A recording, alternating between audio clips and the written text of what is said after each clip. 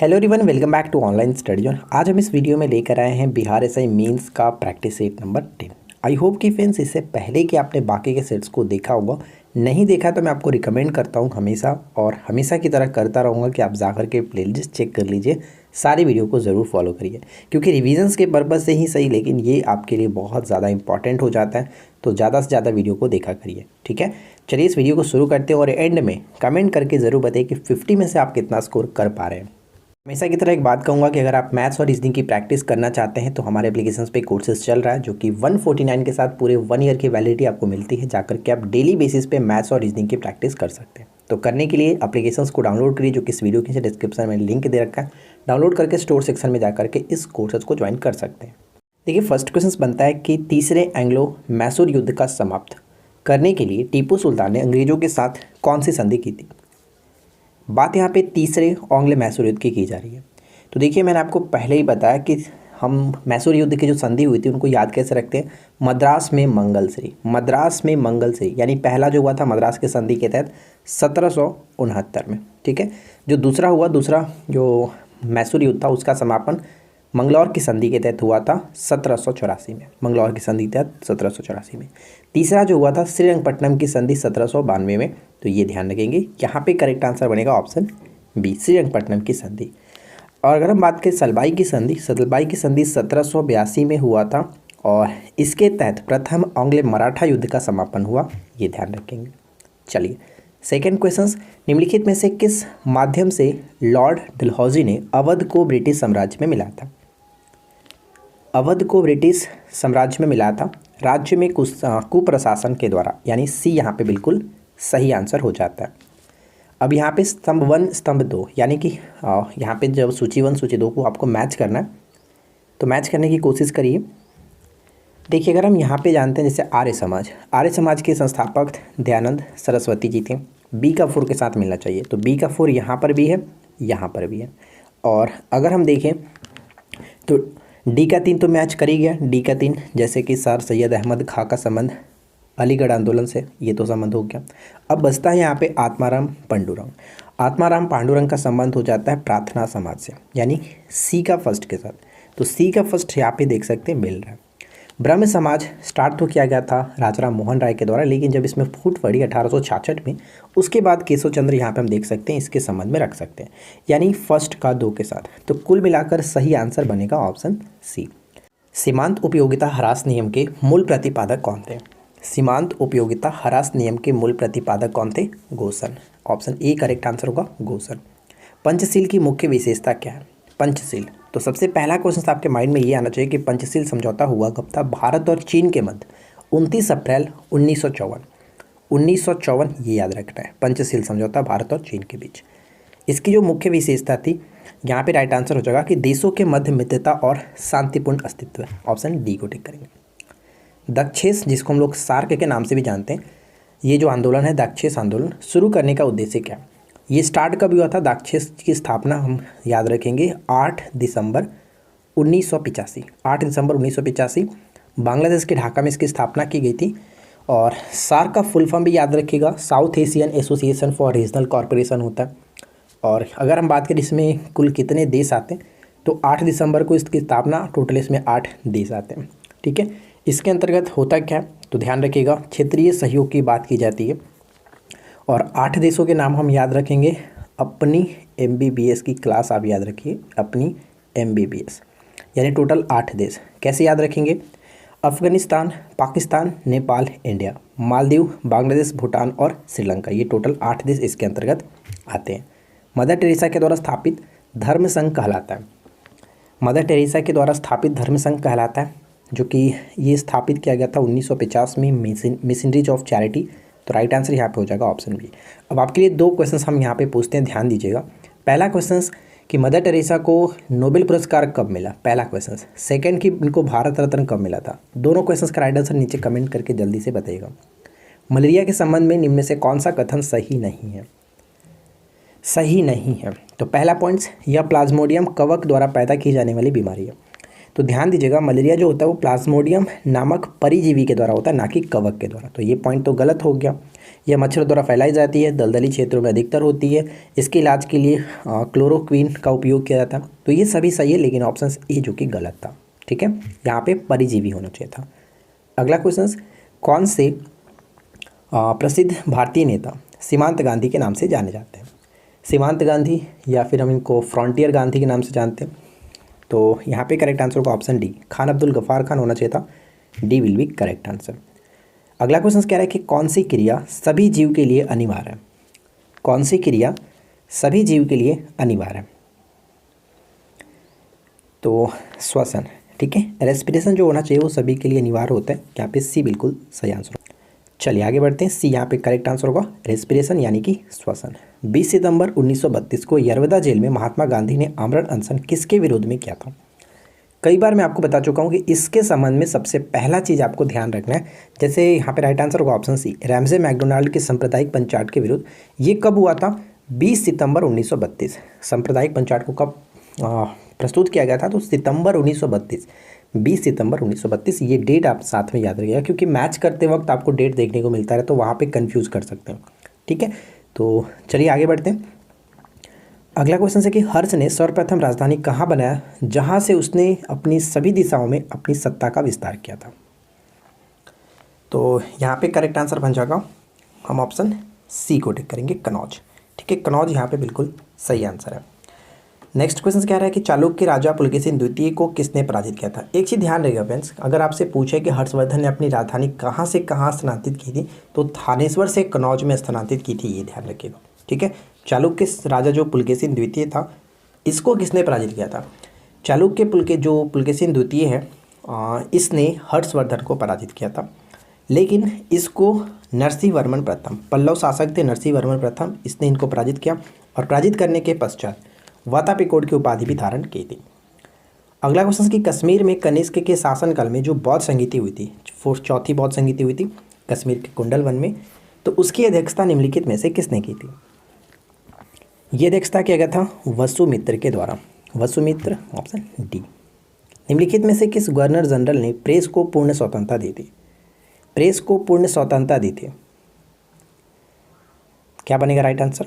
हम option B को टिक करेंगे, चार्ल्स मेटकॉफ। चार्ल्स मेटकॉफ यहाँ पे करेक्ट आंसर बन जाता है। अब देखिए, आगे बढ़ने से पहले आपसे एक छोटा सा राय लेना चाहता हूँ। ये हम लोग का सेट नंबर 10 है। ठीक है, ध्यान से समझिएगा, मैं आपको जो बताने वाला हूँ। सेट नंबर 10 है। तो सेट नंबर 10 में से अगर हम 50 क्वेश्चंस में गुना कर दें तो कुल मिलाकर के 500 क्वेश्चंस आपका बन जाता है। ठीक है, 500 क्वेश्चंस का एक सेट हुआ। तो अगर मैं आपसे पूछूं कि क्या आप चाहेंगे कि इन 10 सेट को एक ही मिला करके एक मास्टर वीडियो आपको दे दूं, ताकि अगर आप रिविजन्स करना चाहें इन सभी क्वेश्चंस का तो बस आप एक वीडियो के थ्रू कर सकते हैं, बार बार आपको 10 वीडियो नहीं देखना पड़ेगा। ये मेरा राय है। अगर आप लोग की ये आप लोग की भी अगर डिमांड ये रही तो हम इन सभी 10 वीडियो को कोशिश करेंगे कि एक ही वीडियो में कंबाइन करके 500 क्वेश्चंस का एक मास्टर वीडियो वहाँ पे अपलोड कर दें, और बाकी का सेट नंबर 11 जिस तरह से ये चल रहा है उसी तरह से चलता रहेगा। और फिर से 10 बाकी जो 10 सेट होंगे 11 से 20 तक जब जाएगा तो वहाँ पे हम दोनों को फिर से मिला करके दोनों एक ही में मिला देंगे। ठीक है, वहाँ पे भी आपको 500 मिल जाएगा। ताकि ये फ़ायदा आपको कब होगा, जब आप एग्ज़ाम्स के टाइम पे एडमिट कार्ड जब आएगा तो वहाँ पे आपको जब क्वेश्चंस रिविजन्स करने होंगे तो आपको बार बार वीडियो नहीं देखना पड़ेगा। एक वीडियो को ओपन करके 500 क्वेश्चन देख सकते हैं, करीब 1 से 1.5 घंटे का वीडियो बनेगा। ठीक उसी तरह से आप इसको भी देख सकते हैं। तो अगर आपको ये चीज़ अच्छा लगे तो नीचे कमेंट करके बताइएगा कि हाँ कर दीजिए। ठीक है, हाँ कर दीजिए। अगर आपके माइंड में और भी कोई सवाल हो तो आप नीचे कर सकते हो। ठीक है, तो ये बस मेरे तरफ से एक सुझाव था, बाकी आपकी मर्जी, जो आप नीचे कहेंगे कमेंट कर दीजिएगा। चलिए फिलहाल हम बढ़ते हैं अगले क्वेश्चन की तरफ। नेक्स्ट क्वेश्चन ये कह रहा है कि अखिल भारतीय मुस्लिम लीग का जो प्रथम अध्यक्ष थे कौन थे? अखिल भारतीय मुस्लिम लीग के जो प्रथम अध्यक्ष थे आगा खां। बात यहाँ पे देखिए मुस्लिम लीग से की जा रही, तो मुस्लिम लीग से संबंध में मुझे 2 क्वेश्चन ध्यान में आ रहा है। पहला क्वेश्चन तो ये कि मुस्लिम लीग के लाहौर अधिवेशन में पाकिस्तान की मांग कब की गई थी? तो मुस्लिम लीग के लाहौर अधिवेशन 1940 में हुआ था, तो पाकिस्तान की मांग तो 1940 में की गई थी। लेकिन अगर डेट आपसे पूछ ले तो डेट भी याद रहेगी, 24 मार्च 1940 को पाकिस्तान की मांग की गई थी। ठीक है, और अगर हम बात करें कि मुस्लिम लीग ने प्रत्यक्ष कार्यवाही दिवस कब मनाया था, तो ये ध्यान रहेगा 16 अगस्त 1946। ये दोनों डेट आपको याद रखने हैं। ठीक है, आगे देखिए। नेक्स्ट वन कह रहा है कि औरंगजेब ने अपने शासनकाल में कौन सी प्रणाली को अपनाया और भू राजस्व की राशि का उपज का आधा कर दिया था? औरंगजेब ने औरंगजेब ने नक्श प्रणाली को अपनाया था, ऑप्शन बी। आकार की नज़र में सौरमंडल में पृथ्वी का कौन सा स्थान है? पृथ्वी का कौन सा स्थान है? तो पृथ्वी का 5वां नंबर आता है, ये ध्यान रखिएगा। जैसे अगर हम बात करें सबसे पहला कौन आएगा आकार की दृष्टि से, तो सबसे बड़ा बृहस्पति, उसके बाद शनि, उसके बाद हम रख सकते हैं यूरेनस, उसके बाद नेपच्यून, और लास्ट में हम यहाँ पे 5वें नंबर पे पृथ्वी को रखेंगे। ठीक है। अगला क्वेश्चन कि पृथ्वी स्थित है, किन दो ग्रहों के मध्य पृथ्वी स्थित है? तो शुक्र और मंगल के बीच जो कि यहाँ पे पृथ्वी स्थित है। ठीक है, आगे बढ़ते हैं। नेक्स्ट क्वेश्चन बनता है कि इक्विनॉक्स का तात्पर्य क्या है? इक्विनॉक्स, जिसको हम लोग विषुव के नाम से जानते हैं हिंदी में, तो इसका अर्थ होता है कि दिन और रात समान अवधि के होते हैं, और ये प्रत्येक वर्ष में 2 ही दिन होता है। एक तो आपका 21 मार्च को और दूसरा होता है 23 सितंबर को। तो ये 2 डेट आपको याद रखना है। ठीक है, 2 डेट आपको याद रखना है, 21 मार्च 23 सितंबर। अगला क्वेश्चन, नायक समिति का संबंध किससे? नायक समिति का संबंध लघु उद्योग से, लघु उद्योग। और एक था आबिद हुसैन समिति, उसका भी संबंध लघु उद्योग क्षेत्र से था, वो भी ध्यान रखिएगा। भारतीय संविधान के अंतर्गत निम्नलिखित में से कौन सा अनुच्छेद संसद को राज्य सूची के विषय पर संबंध में कानून बनाने की शक्ति प्रदान करता है? संसद को राज्य सूची के विषय पर, तो यहाँ पे सही आंसर बनेगा अनुच्छेद 249। अनुच्छेद 249 यहाँ पे राइट आंसर बन जाता है। राज्यसभा का सभापति कौन होता है? राज्यसभा का सभापति कौन होता है? उपराष्ट्रपति। अच्छा, भारत के संविधान में एक उपराष्ट्रपति होंगे, ये कहाँ पे है? तो आर्टिकल 63 में इनके संबंध में ये बात कही गई है। स्वप्नवास वार्ता के लेखक कौन है? स्वप्नवास वार्ता के लेखक ऑथर कौन है? तो भास, ऑप्शन बी भास यहाँ पे बिल्कुल सही होगा। मनुष्य में वृक्क एक तंत्र का भाग है जो संबंधित है।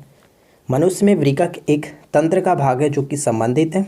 वृक्क का संबंध यहाँ पे हो जाता है उत्सर्जन से, ऑप्शन सी यहाँ पे करेक्ट होगा, उत्सर्जन। ठीक है, चलिए आगे क्वेश्चन देखते हैं। नेक्स्ट वन है कि अगस्त 1923 के बनारस हिंदू महासभा के अधिवेशन की अध्यक्षता किसने की थी? इसकी अध्यक्षता स्वामी श्रद्धानंद के द्वारा किया गया था, ए करेक्ट आंसर होगा। भारतीय राष्ट्रीय कांग्रेस के संस्थापक कौन थे? तो भारतीय राष्ट्रीय कांग्रेस की जो स्थापना हुई थी एओ होम के नेतृत्व में हुआ था, और एओ होम कौन थे? एक रिटायर्ड सैनिक थे, असैनिक सेवक, यानी कि सही आंसर हो जाएगा ऑप्शन ए। नेक्स्ट क्वेश्चन से कह रहा है कि अखिल भारतीय खिलाफत सम्मेलन जो कि 1919 में हुआ था, इसके अध्यक्ष कौन थे? इसके अध्यक्ष महात्मा गांधी को बनाया गया था, ऑप्शन ए करेक्ट आंसर बन जाता है। पूर्वी घाट एवं पश्चिमी घाट का मिलन स्थल कौन सा है? पूर्वी घाट एवं पश्चिमी घाट का मिलन स्थल कौन सा है?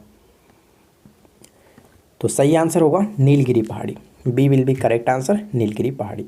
हिमालय का पर्वत जो पदीय प्रदेश है कौन सा है? हिमालय का पर्वत पदीय प्रदेश कौन सा है? तो शिवालिक यहाँ पे राइट आंसर बनेगा, option B Shivalik. Next question, Kali एवं तीस्ता नदियों के बीच हिमालय का कौन सा प्रादेशिक विभाग स्थित है? काली एवं तीस्ता नदियों के बीच, तो ध्यान दीजिएगा। देखिए, अगर हम बात करें एक एक करके, जैसे पंजाब हिमालय, तो पंजाब हिमालय सिंधु और सतलज के बीच पड़ता है। नेपाल हिमालय की बात करें तो ये आपका पड़ता है काली और तीस्ता के बीच, तो काली और तीस्ता के बीच राइट आंसर हो जाएगा ऑप्शन बी।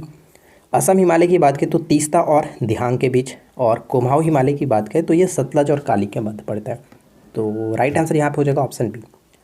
शिवराय पहाड़ियाँ कहाँ स्थित है? शिवराय की जो पहाड़ी है वो आपका पड़ता है तमिलनाडु, ऑप्शन डी बिल्कुल सही आंसर होगा तमिलनाडु। गुरु शिखर पर्वत चोटी कौन से राज्य में स्थित है? गुरु शिखर अरावली की सबसे ऊंची चोटी है और ये राजस्थान में पड़ता है, यानी राइट आंसर हो जाएगा ऑप्शन ए। सतपुड़ा की जो सबसे ऊंची चोटी होती है वो धूपगढ़ होता है जो कि एमपी में पड़ता है, वो आपको याद रखना है। पंचायती राज्य का प्रधान लक्ष्य क्या है? पंचायती राज्य का प्रधान लक्ष्य क्या है? सी विल बी करेक्ट आंसर, ग्रामवासियों में शक्ति का विकेंद्रीकरण, शक्ति का विकेंद्रीकरण। दुर्लभ मुद्रा का आशय उस मुद्रा से है जो, दुर्लभ मुद्रा का आशय उस मुद्रा से है जो, तो विकसित देशों का है, विकसित देशों का। अगला प्रश्न है कि बोगज कोई का महत्व इसलिए है, बोगज कोई का महत्व इसलिए है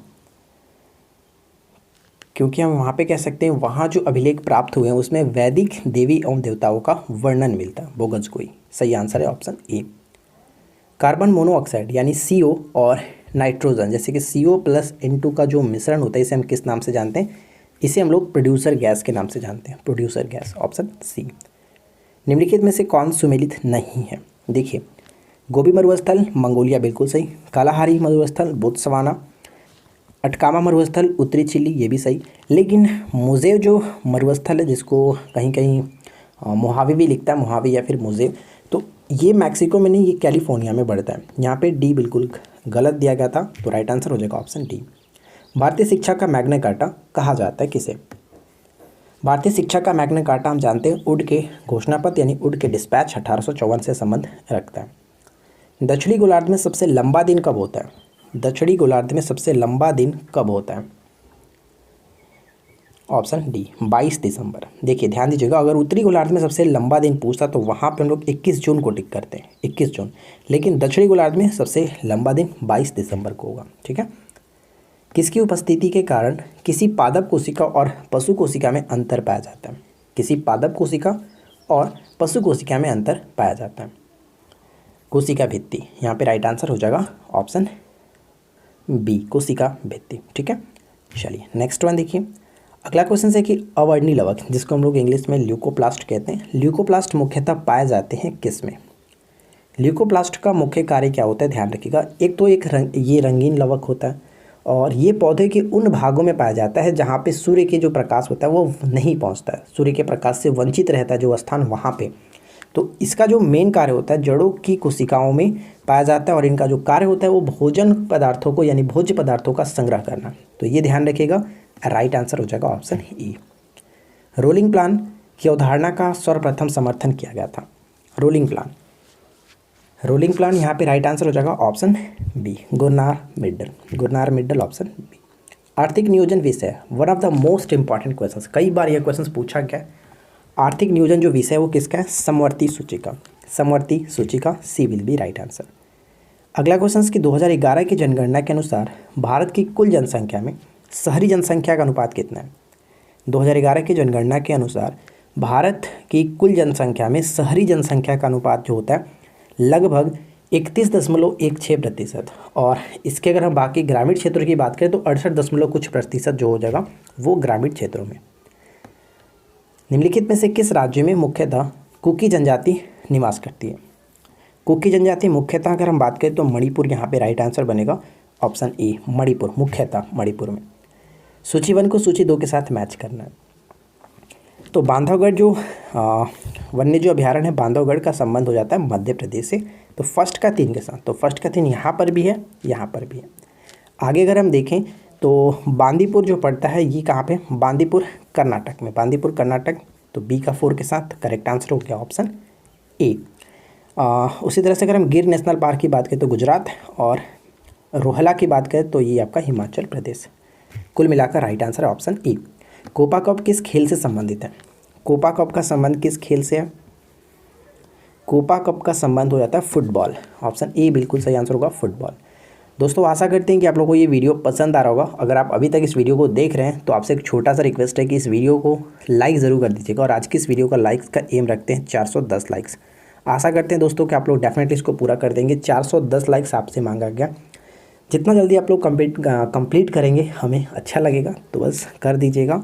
अमेरिका का राष्ट्रीय मनोरंजन जो खेल होता है वो है baseball, C will be right answer. ठीक है। अब बात करते हैं आज की इस वीडियो का आखिरी क्वेश्चन, राष्ट्रीय पर्यावरण शोध संस्थान कहाँ स्थित है? राष्ट्रीय पर्यावरण शोध संस्थान कहाँ स्थित है, जिसको हम लोग नेरी के नाम से जानते हैं, नेरी, जिसकी स्थापना 1958 में किया गया था। ये पड़ता है नागपुर में, ऑप्शन डी बिल्कुल सही आंसर होगा। तो दोस्तों आशा करते हैं कि आप लोग को आज के वीडियो डेफिनेटली अच्छा लगा होगा। वीडियो कैसा लगा नीचे कमेंट करके बताइएगा, और जो भी मैंने आपको ऊपर में बताया था एक चीज़, इन सभी पार्ट्स को अगर जोड़ करके एक वीडियो बनाना चाहे तो उस पर आप थोड़ा सा विचार करके बताइएगा कि क्या सही है क्या गलत है। ठीक है, तो चलिए मिलते हैं नेक्स्ट क्लास में। Thanks for watching, keep learning, have a good day.